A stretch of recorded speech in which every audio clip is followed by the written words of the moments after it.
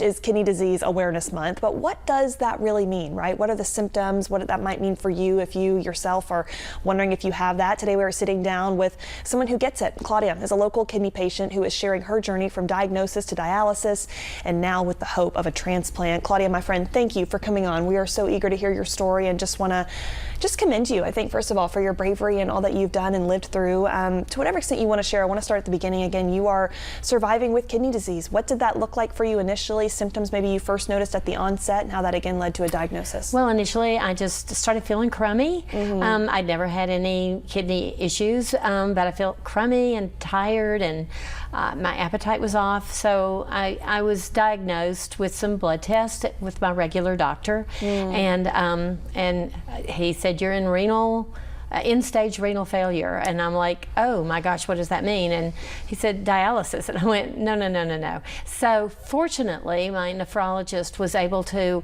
help me with my symptoms and stay off dialysis for 18 months. But symptoms started getting worse last fall, and I knew that I needed to get on dialysis to start feeling better. So I did in December. And here you are now. And for those who are unfamiliar, dialysis, what does that process look like? You've mentioned it's also crummy and not great by any means, but what does that look like for you, and how might people kind of help somebody going through that process? Well, there are different methods of dialysis. I go to a dialysis center here in Huntsville. It's not pretty. They put needles in your arms, they pull blood. You sit there for 4 hours with your arm out. You can't move your arm. They put it back in. The staff are wonderful. They're very supportive. They really help you through it. If you feel bad, your blood pressure drops, or when they're right on it to help you. But afterwards, it takes 4 hours, and you go 3 times a week. And wow. And this is at a center. When I come home, the first thing is I never expected. I'm ravenous. I am absolutely ravenous. Like my dog wants to eat, but no, I have to eat first. And then secondly, I feel really crummy. I just feel like, one nurse explained it, it's like you've been on a treadmill for 4 hours. Yeah. So who does that? No. And you feel really crummy. And then the third thing is, which I never expected, you get depressed. And that is very, very real. Yeah. I think a lot of people, cancer patients and all, you feel the same when you feel bad, but it's really real. So what can you do? First, take somebody a meal. Yeah. If you know somebody who's on dialysis, take them a hot meal. They'll be so appreciative. Secondly, give them a ride. There are a lot of people, I can, but there are a lot of people who can't drive. I was going to ask if that's something you're even able to do. So I can, but a lot of people can't, and they need rides. So offer a ride.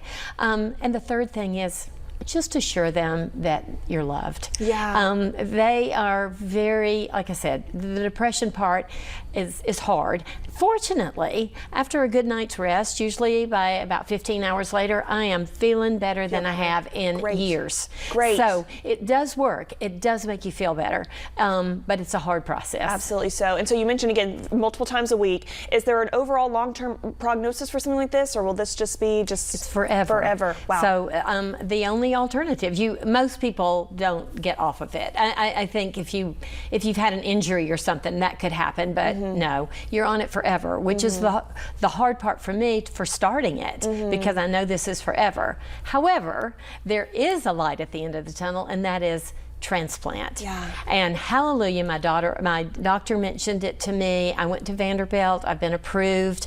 I'm on the list. I have a donor, which is absolutely huge. Great. A living donor. And this is a friend of mine, and she is not a match for me, however, so she is actually giving her kidney to a stranger at Vanderbilt. It's scheduled for late April. And then after that, I will move to the top of the National Kidney Register list. And the next match that comes for me, it can be from somebody in California. They'll harvest the kidney, fly it to Vanderbilt, and I get the kidney that afternoon. Isn't that amazing? It's amazing. And there's no cost to a donor. Zero cost for a donor. Wow. Vanderbilt or insurance covers everything.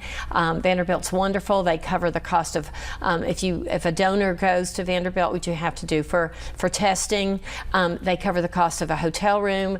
They really are very, very caring. Easy process, and again, the least they can do. And the success rate is amazing. So Yeah. success rate for transplant people, recipients, is about 95%. And for donors, their success rate to go on and live the rest of their lives with one kidney is over 99%. Oh my goodness, again, truly changing lives. And Claudia, we know that you are quite the spokesperson for this. I'm so grateful. I hate to know what you're going through, but as you mentioned, there is thank hope at you. the end of the tunnel. And we're just so grateful for now the beacon of light that you are helping other people. Again, we want to stress this has been Claudia's journey, particularly during National Kidney Disease Month, which we want to highlight. We've got resources there on the screen. But for now, Claudia's sister, thank you. You are doing a beautiful job. I know I can only imagine how you feel on the inside, but grateful for you coming, and Happy to be we know here. that there's going to be a lot of hope for you. So thank you, you. my friend. Appreciate it. Thanks.